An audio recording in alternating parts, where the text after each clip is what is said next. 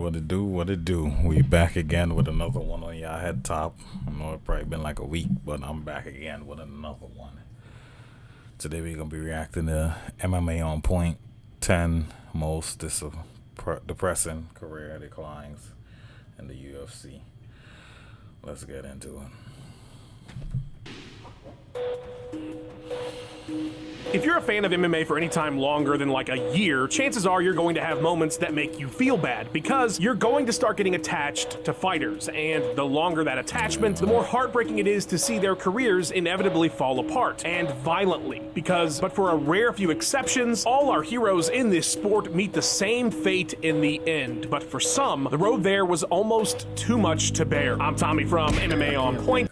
Because me, I don't really, it's not many fighters where I'm like, I'm a fan of a lot of fighters, but I don't have that type of attachment to no fighter where it's like they start losing. I'm like, oh my God, no. I can't think of any. Because there's been some sad cases, boy, where they went out bad. Where it's like, bro, just retire, but they just won't leave. And these are the 10 most depressing career declines to watch as a fan. Number 10.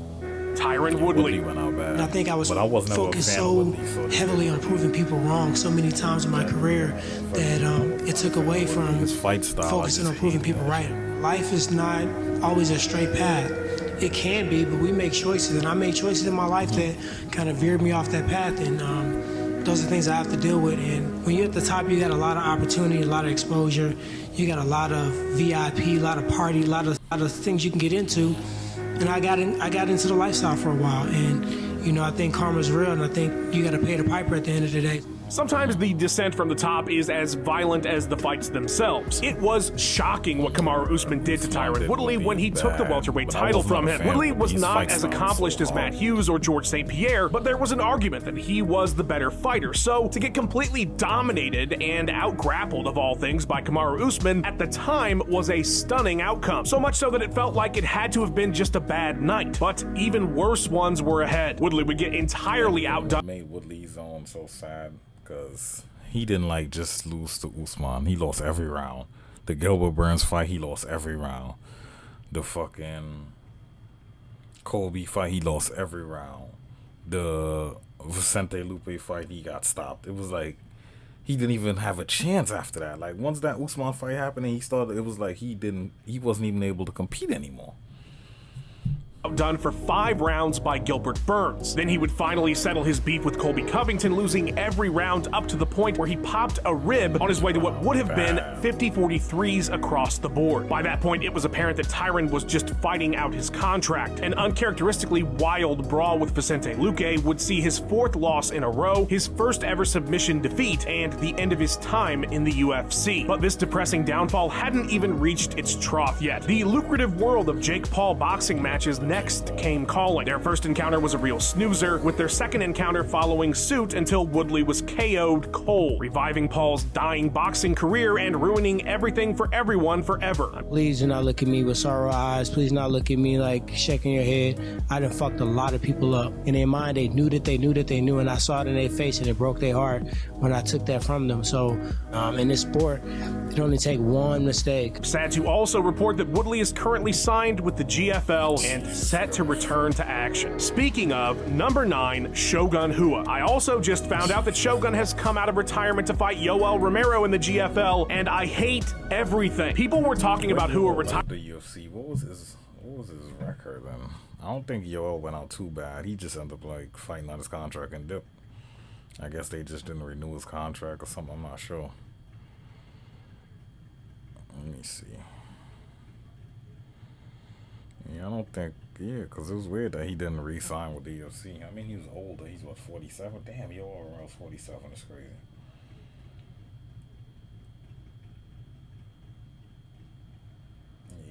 Yeah, his last, 2, 4, 5 fights was outside of the UFC. Last time he fought the UFC was 2020. His last fight was Israel Adesanya. That's crazy. And that was for the title, so it's weird that he just left after that. Robert Whitaker, he lost, which was a close fight. I thought he won. Paulo Costa beat him in the Izzy fight. Yeah. It's weird. It's weird that he left after the Izzy fight. That was his last fight in the UFC. I didn't even know that. I couldn't remember how it ended for him, but I don't remember it being too crazy. All those fights were competitive. So for him to just leave after that, I guess he was like, I guess Bellator was offering him a better contract. UFC was looking at it like he's older. It's like, yeah, you can just get rid of him. Like, it is what it is. He probably never going to be a world champion anyway. So, yeah, that was it. Retiring almost a decade before he did. When And Shogun the married his crazy wife, part, how Mrs. old is Shogun, in Shogun? 2007, he told My bad. Hold on. Yo, I was 47.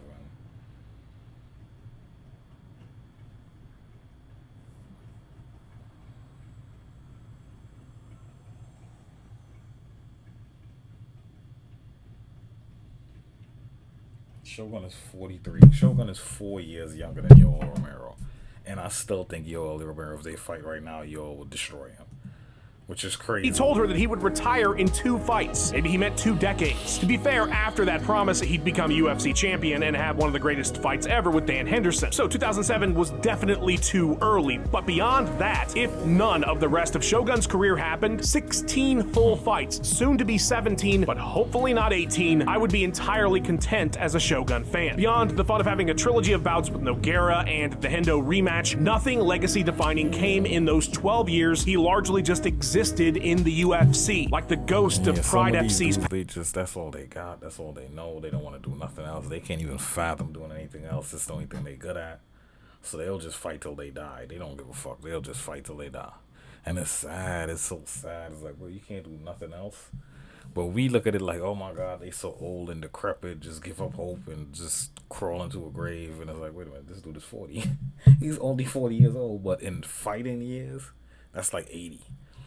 Because when you see some of these dudes' ages and they think about retiring and you know, he's at the back end of his career and he needs to retire, he needs to do this, the motherfucker will be like 36 years old, bro. 36, 37.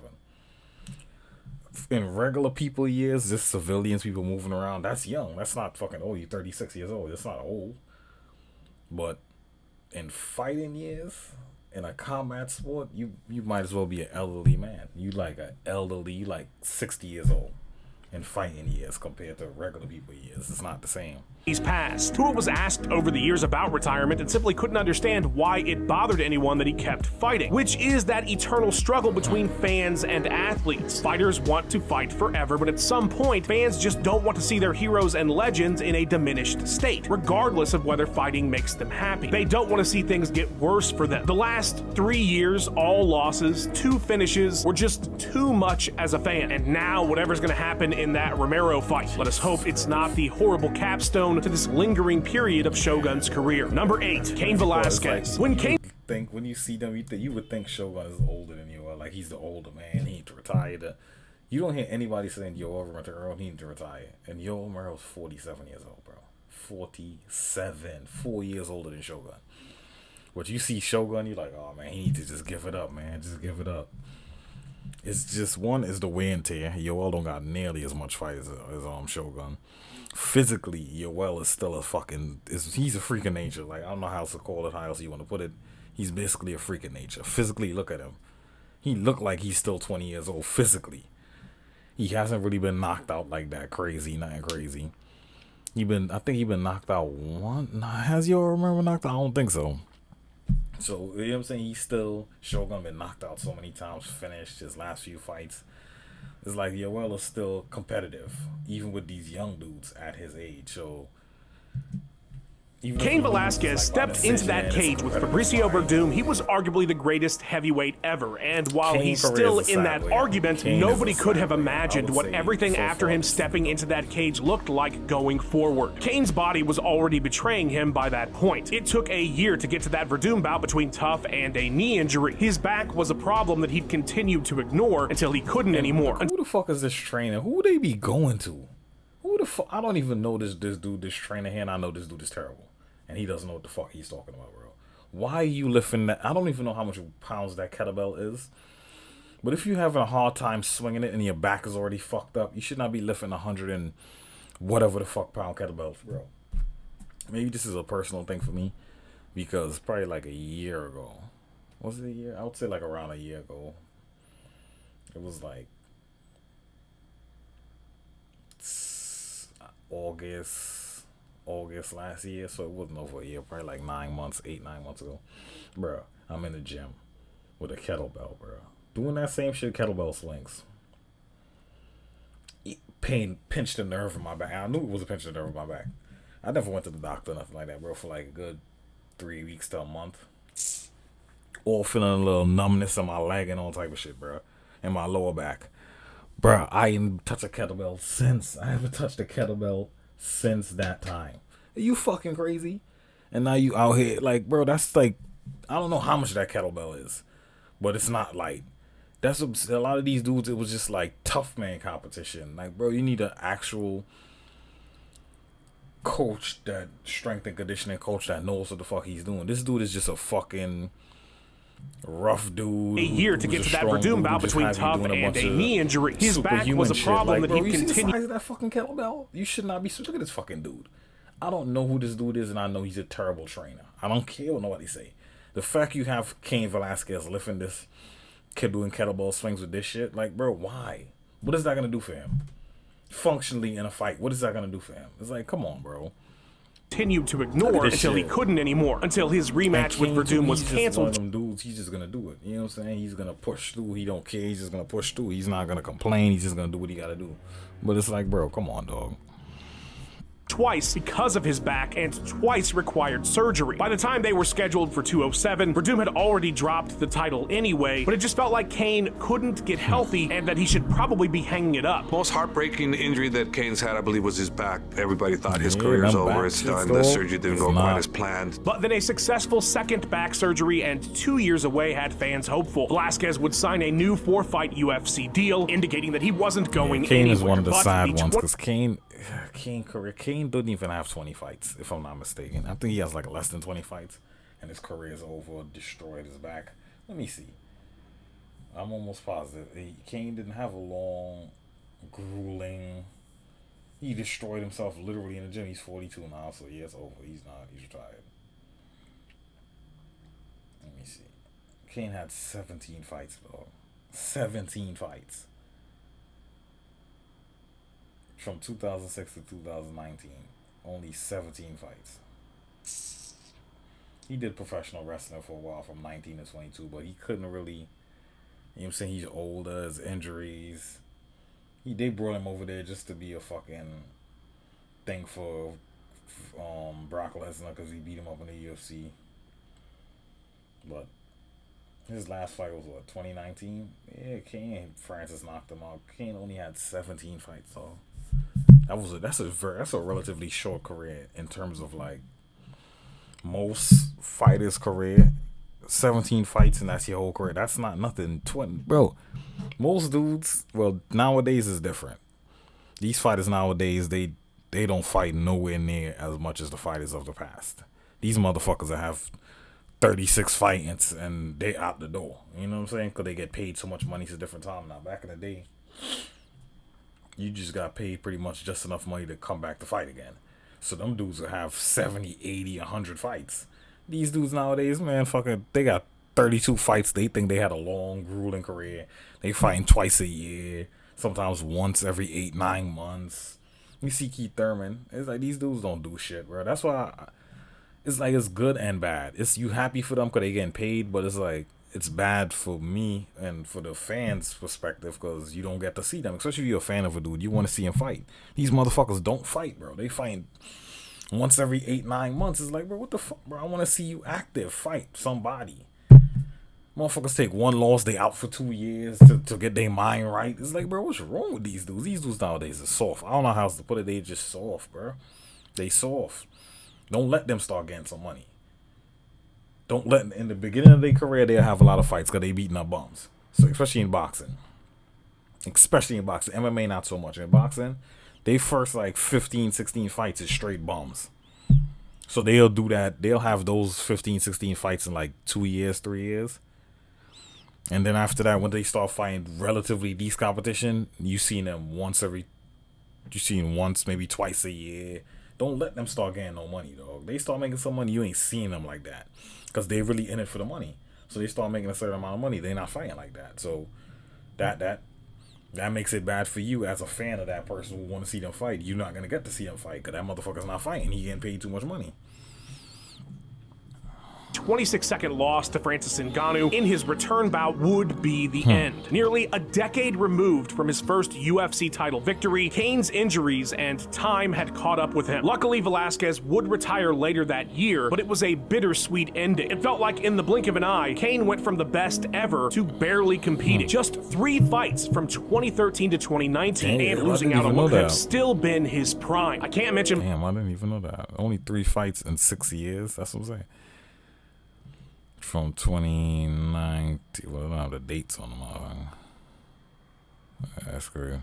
Prime. I can't mention Velasquez without also mentioning the tragedy that is the current situation he finds himself in, because that's also part of being a fan. We want to see our favorite fighters living well after retirement, not awaiting trial. Number 7, Conor McGregor. By the end of the year, it will have been a decade since Conor McGregor defeated Jose Aldo to become the featherweight champion. A decade. In fandom lifecycle terms, 2015 was several generations ago. To fans more recently interested in the sport, McGregor is just history, like Royce winning UFC 1, like Brock headlining 100. That next year, Conor would peak, having the 2 bouts with Nate Diaz and earning his 2nd title against Eddie Alvarez. In the nearly 9 years since hoisting those 2 titles into the air at MSG, Conor has fought 4 times, 5 counting May. Like 9 years. That's great. Time fly, bro. Time. People say it all the time. No pun intended. People say it all the time. But time is a fleeting thing, bro. You blink, 2 years pass. You blink, 3 years pass. You blink, 4, 5, 6 years pass. You're like, damn. Even for me, at my age now, I've never foreseen. It's like once it reached you, like, damn, I'm 33 years old. I was like, what the fuck? Like, I never would have time where it flies, where you blink 9 years. That was 9 years ago. Don't even feel like that. Especially certain things just be in your mind. It seemed like it was just the other day. You know it was a while ago, but like the Conor McGregor Floyd fight, that shit don't seem like it was fucking 2017, I think it was. Bro, it was like 8 years ago. It don't even feel like that was 8 years. It feel like it was just the other day. That was 8 long years ago. AMAC. His return in 2018 against Khabib would set all-time records, but that was the end of the era of Conor McGregor of greatness. After that, it would be years away. It would be headlines for all the wrong reasons. A tune-up fight with Donald Cerrone that went nowhere. Another year gone. More headlines. A loss to Dustin Poirier. Another loss to Dustin Poirier, this time via catastrophic injury. That was in mid-2021, and since then, the idea of Conor McGregor ever fighting again, period, let alone returning to the glory days of a decade ago, is becoming more and more far-fetched with every social media post. Anybody who had still been holding on to some kind of hope probably lost it after the cancellation. That's when I knew it was definitely over, because I really thought he was going to come back to fight Chandler. I'm like, all right, that's the fun. Once I seen that didn't happen, I'm like, yeah, it's over. Conor's not coming back, because one, he really has no reason to. He has all the money in the world. This really what you got into the sport. You love fighting, you love competing, you love, that's all good, well and good. But your main goal, your main driving goal was to get some money to take care of your family. Once you reach to the point where you have all the money in the world, literally, in Conor's case, he's good. Financially, he's good. Why you come back to get punched and kicked upside your head? You broke your leg in the last fight. I just figured, I'm like, after that, I was like, Conor's not coming back. He didn't even fight that much before he broke his fucking leg. He wasn't even active before he broke his leg. He was fighting, he fought, what, 3 times in the past, like, 8 years? So I knew he wasn't coming back. They hype, bro. Chandler. I feel so bad for Chandler. Chandler waited around, hyped this shit up for years. Chandler waited around. No fight. Of the Michael Chandler fight. Many in my family were casual fans during McGregor's peak, and they will occasionally ask me, what the hell happened? And I do not have an answer for them. Do you think we see him fight in the UFC again? I don't know if Conor's ever going to fight again. What's happening? The reality is that guy's partying, and he's partying real hard. A lot of fighters, especially towards the end of their career, turn to drugs. Number 6, Chuck Liddell. The transition from the baddest man on the planet to genuine concern about Chuck Liddell's well-being was jarring. He doesn't have to do it. So Conor actually didn't go outside. Conor actually went out 2 years glad. before the Rashad Evans fight, Liddell was the king, a dominant champion. Conor didn't go outside actually at all. He kind of left on his own terms. He had a couple losses here and there. I mean, his last 3 fights were all losses, but the Khabib fight was competitive. The Dustin Poirier fight, he got stopped. And then the 3rd fight, he broke his leg, and that one was competitive. So it's not like he went out looking crazy and he was old and his chin was gone. It wasn't none of that. It was just he living a lifestyle. He outside the cage. He focused on other things. So he's just not.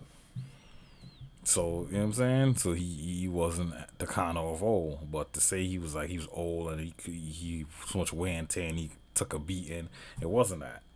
But right now, Conor's 36, 37? He ain't coming back. And arguably the most popular fighter in the world. But he would lose 2 of his next 3, get knocked out for the first time, and was approaching 40 years old. So when he was viciously KO'd by Evans in a bout that showed his age, Dana White told his friend and former client that he was done fighting. But Liddell wanted one more and was granted a bout with Shogun Rua under the condition that he would retire if he lost. The 2 legends slugged it out for a round before Liddell was violently put away again. Despite his agreement with White and being inducted into the Hall of Fame shortly after, Liddell would convince the UFC to give him one more bout, a trilogy fight with Tito Ortiz after a season of tough. Ortiz would pull out and Liddell would get demolished by a KO from Rich Franklin instead. White essentially forced Liddell's retirement at that point, telling him he'd never fight again in the UFC, but would be given a cushy desk job as sort of a pension for everything he'd done for the company. I wish that was the end of the story, but sadly, when Endeavor took over, Liddell's retirement job was taken from him, and he would very unfortunately finally have that 3rd fight with Ortiz. 2 horrible results. Chuck Liddell's almost 50 years old and has no business fighting anymore. And the fact that the state of California... The fact the state of California, man, money talks, your health walks. People don't give a fuck about none of that shit. How much money? Alright, get them in there, let them get killed. They don't care about none of that. California even let that fight happen is disgusting. Number 5, Anderson Silva. I think Anderson Silva has ended up being the most human living legend the sport has had. John Jones let us know very early on that he was human outside the cage, so there was no real mystique to break. But by the time Anderson started losing and started having questionable test results, his position as one... He kind of went outside, but not too sad because he wasn't getting, it wasn't too sad. He just kept losing, but he wasn't getting knocked out and being stretched out every time you seen him. It wasn't like that. It was just like he was just losing. He just didn't have the reaction. He just wasn't Anderson Silva of old. He was old. As one of the greatest ever had already been firmly cemented. He felt like a force of nature. It's why the Weidman loss felt like the impossible had just happened. And that would be the turning point, because next is the leg break. First leg, and it's all over! And there's nothing more humanizing than seeing that man carried out of the cage. After that, Silva would never really recover. The bizarre fight with Nick Diaz would prove a legacy-tainting affair. What that was. I know. Due to his positive test results post-fight, something he had tried to explain away with Thai sex drugs. I don't want to hear that my hero is trying to get out of a suspension by talking about his dick. And then what was left after that? The Bisping fight was fantastic, but a loss. It was commendable that he fought DC on short notice. We appreciated that he passed the torch to Adesanya, but that was a formality. I don't think Silva had any chance of winning that fight, or any of the other bouts left in his career for that matter. There was not a single significant victory in the final 8 years of his career, and to see him TKO'd by Uriah Hall. One victory? In that, I think he had like 1 win, maybe. And I think that they took that away because he popped. If I'm not mistaken, I think the only win he had after that was the Nick Diaz fight.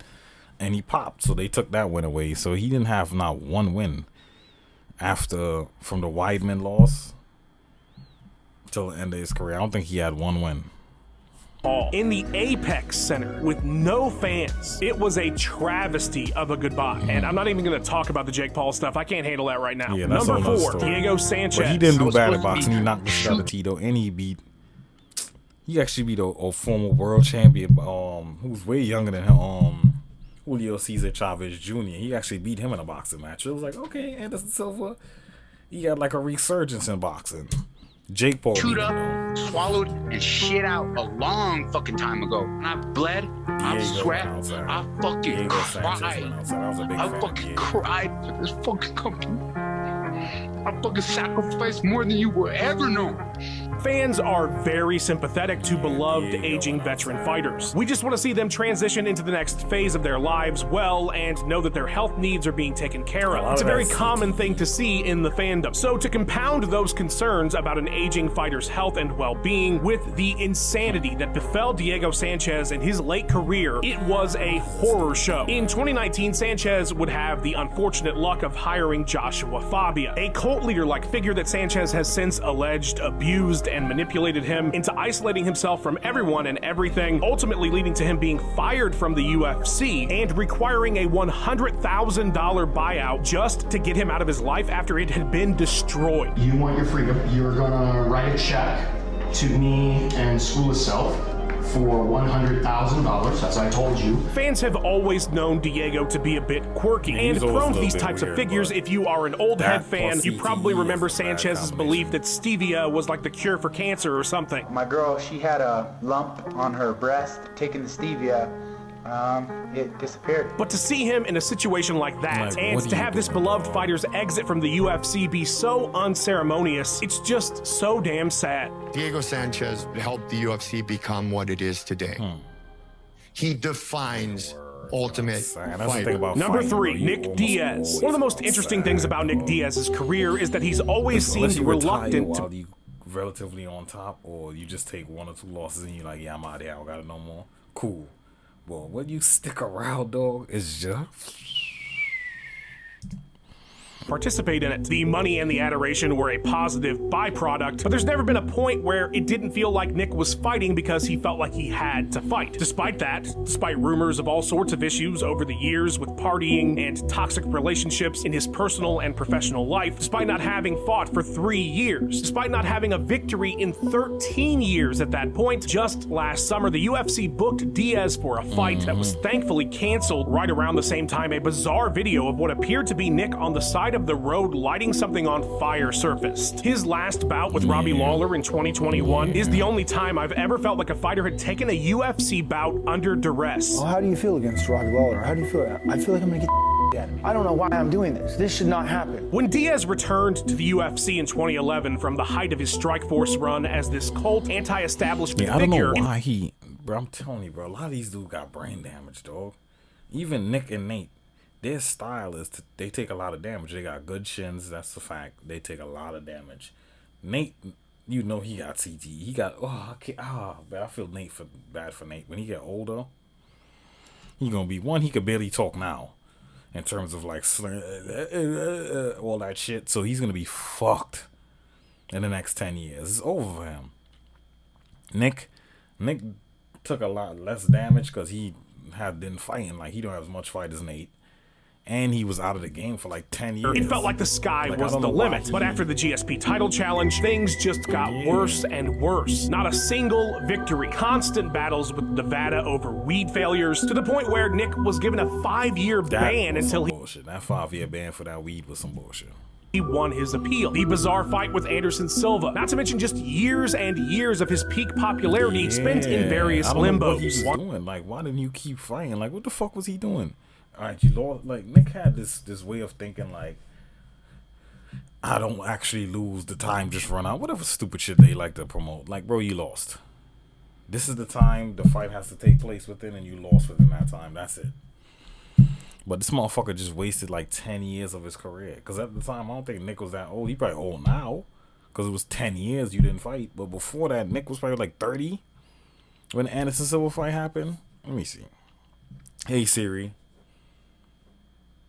How old was Nick Diaz when he fought Anderson Silva?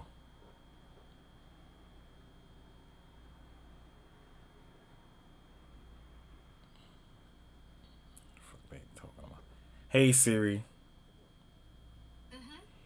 How old was Nick Diaz when he fought Anderson Silva? I don't know why the fuck they not answering the fucking question. The bitch showing me some shit I'm not asking her.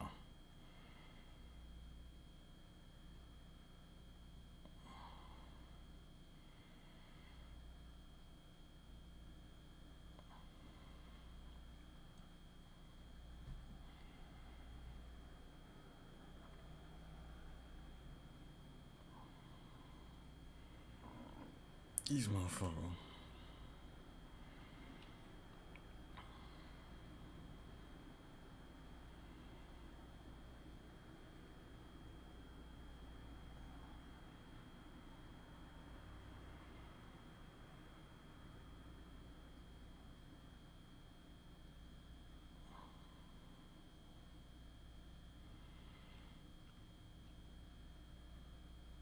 I think 31. So he was 31 years old.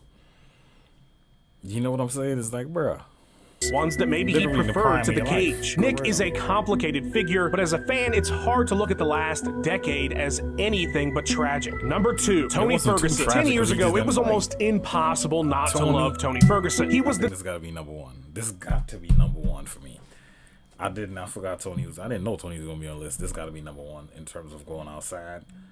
Tony Ferguson. Definition of excitement, and his quirky style of existence endeared him to so many fans.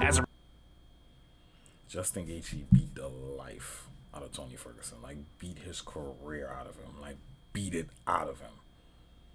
Like, this is your career? No career. Like, for real. He lost every fight after that Justin Gaethje fight. And he was on like a 12-fight win streak. Never actually fought for the undisputed title. He's supposed to fight for it 5 times. They set up him and Khabib. The fight never happened. There always something happening, this happening. He missed. No, he got injured. Khabib got injured. Khabib got sick. He got sick. COVID came around. It was just always something that was like ruining the fight, and it just never happened. Justin Gaethje stepped up that last time. I think that was around COVID times. Beat the career out of fucking Tony Ferguson, dog. As a result, his quest for lightweight gold would be one of the most frustrating sagas this sport has ever produced. World, the time has come to push the button. World. And made his downturn all the more devastating. In 2017, on a 10-fight win streak with 6 performance bonuses, a massive lightweight title unification bout awaited Tony with Conor McGregor. You don't want to see me holding your real belt, buddy, so you need to defend it. But because of some cosmically horrible timing and bad luck, that would never happen. Conor was off boxing Floyd Mayweather, and by the time he came back, Khabib was already champion. A title opportunity Tony famously missed out on, tripping over a production cable on fight week. Like, as how do Ferguson you trip on that shit? Pettis. Like, were you blind? Oh my god, you literally missed out. I know Tony Ferguson. Think back on that, like, bro, what the fuck? You tripped on a court, which could happen to anybody. You tripped on a court and blew out your whole knee, like, for real. Oh my god, when I heard about it, I was like, this got to be a joke. I think that was like around April Fool's time. I was like, this got to be a joke. Blew out his whole knee. Like, Jesus Christ. On the undercard of 229, there's no way he didn't look at that main event on what would be the biggest card ever and think that should have been me. And then for COVID to take away his final chance to show the world that he could beat Khabib and be champion is as devastating as watching Justin Gaethje break his streak. 7 more brutal losses would come over the course of 4 years, with each new fight announcement bringing dread to fans who just wanted things to stop. As of this writing, Ferguson is scheduled for a bout with Dylan Danis in the GFL, and there is no God. Number 1, BJ Penn. If you're of that early 2000s era fandom, BJ Penn is probably your favorite guy. He was about as exciting as a fighter gets, and that title run at lightweight was legendary. But the heights he reached would make his decline all the more brutal. A failed bid to get the welterweight title again after losing his lightweight strap ended in a war with Nick Diaz. One Penn contemplated retirement after. We fans didn't want him to go at that point, but in hindsight, I wish very much that he would have retired that night. Instead, he'd get dominated by Rory Mack and thankfully appear to have walked away. Until, to everyone's horror, he returned 2 years later for the pain that was his trilogy bout with Frankie Edgar. What also felt like the end, given the nearly 3 years that had passed, instead led us to the brutality of the baffling Yair Rodriguez fight. By that point, as a fan, there was just numbness. We'd been hurt too many times. There was only hope for an ending, nothing else. Seaver, Hall, Guida, of course he was going to lose. Truly, it was for the best that he went out the way he did due to that altercation, because they were going to let him fight again, and who knows how many more times. fighters. How about we end things here on a horrible note? From the Diaz loss to the UFC cutting him was only a year less time than his whole career up to his final lightweight title victory. So if you were a BJ Penn fan, the pain was almost as long as the good times. Man, so I recorded this video about a week before the very alarming posts that BJ Penn made on his socials, and I don't want to get too far into it here, but I truly hope he gets the help he needs immediately. It really recontextualized this video for me. You know, when we decided to broach this topic, I wanted to do it because I'm a fan of these fighters, and I wanted to talk about that collective heartache that we have as fans, because I think as fans we do care about these fighters, and we always hope that things will be okay for them when they're done with the cage, but that's not always the case. And I hope this video serves as a reminder that they do need our support. BJ Penn went out the saddest. He definitely went out the worst. Not BJ, Tony Ferguson, because he lost 7 fights in a row and just kept getting finished. You could see, I knew in that fight when he fought Justin Gaethje, I'm like, this is not good. You can't take, but he took a beating, and he didn't get knocked out cold. He just kept getting hurt multiple times, recovering, hurt, recovering. And then by the end of the fight, I think it was the 5th round, Justin Gaethje caught him with a jab, dog. Boom. And then he just started shaking his head and moving away. And it was like, bro, you could see the brain damage as it was happening. And Tony was already a kind of weird dude. His style was already kind of like a rough style where he took a lot of damage and he was in the fight. And he never had the best defense. He had relatively good offense. His defense was always trash. So he used to always take a lot of damage in all his fights. Even the fights he won, he used to take damage. But he always had a good chin. Even in the Gaethje fight, he didn't get knocked out. He just got hurt multiple times and then got stopped. So it would have probably been almost better if he had just got knocked out early in the fight and ended it. But he literally took a prolonged ass whooping. Then he got flatlined by Chandler. I think that was like Chandler's only had 2 wins in the UFC, which is crazy. He had a lot of high profile fights, but he only had 2 wins. Dan Hooker, his debut, and kicking Tony Ferguson, who's already diminished, done, career was pretty much over at that point, with a front kick. And Tony Ferguson dropped him in that fight. So Chandler's another one who had like a terrible UFC career. But it is what it is. That's the end of the video. Like, subscribe, comment, all that good stuff. I'll be back to y'all with another one.